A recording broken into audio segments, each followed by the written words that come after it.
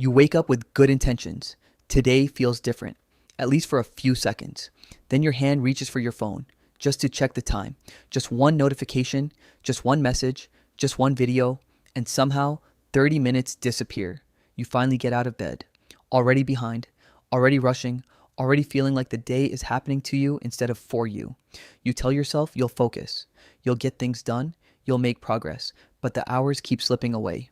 Small distractions, tiny delays, little breaks that become longer breaks, and before you know it, it's evening.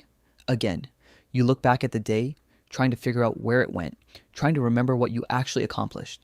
And the answer is never as much as you hoped. Not because you don't care, not because you don't have goals, not because you're incapable. If anything, that's what makes it hurt. You know you're capable of more. You can feel it. Every time you see someone chasing something, building something, becoming something, a part of you wonders what would happen if you finally gave yourself the same chance. But tomorrow feels easier. Tomorrow feels cleaner. Tomorrow feels more organized. Tomorrow feels like the version of you that finally gets it together. So you wait, and tomorrow arrives, looking exactly like today. The cycle repeats. The alarm, the scrolling, the promises, the delays, the quiet disappointment, over and over, until weeks become months and months become years. The strange thing is that your life doesn't fall apart all at once. It happens quietly.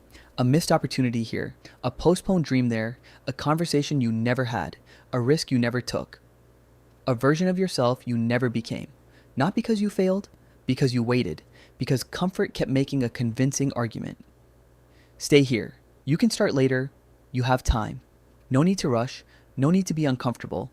No need to take the risk today. And comfort always sounds reasonable. That's why it's dangerous. It never looks like an enemy. It looks like a friend. A friend that slowly convinces you to settle. A friend that tells you safety is more important than growth. A friend that keeps you exactly where you are. While life keeps moving, people think their biggest problem is lack of motivation. But motivation was never designed to carry your life. Motivation is a feeling.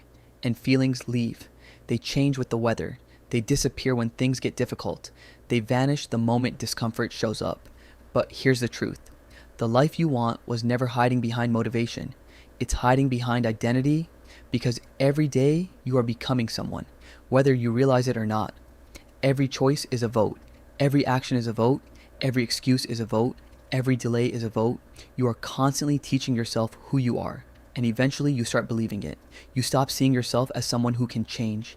You start seeing yourself as someone who always starts tomorrow. Someone who always waits. Someone who always almost does it. And this is where everything changes.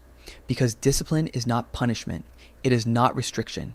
It is not forcing yourself to suffer. Discipline is self-respect. It's keeping promises to yourself. Even when nobody is watching. Especially when nobody is watching, it's looking at discomfort and refusing to run. It's choosing your future over your mood. It's proving to yourself that your word means something. People think discipline takes away freedom. The opposite is true. Without discipline, every distraction controls you. Every craving controls you. Every excuse controls you. Every emotion controls you. You're not free. You're being pulled in 100 different directions. Discipline is what gives you the ability to choose, to decide who you become, to take control of your own story. And the strange part is that your life can change long before the results appear. The moment you stop negotiating with every excuse. The moment you stop waiting for perfect conditions. The moment you stop asking how you feel and start asking who you are. Everything begins to shift, not outside, inside, quietly, almost invisibly, until one day the person staring back at you is no longer the same person who kept waiting. But that day isn't today. Today is much smaller than that. Today is simply a moment, a choice, a line you either cross or walk away from. Because right now, as this video ends, nothing has actually changed. The same distractions are waiting. The same comfort is waiting. The same excuses are waiting.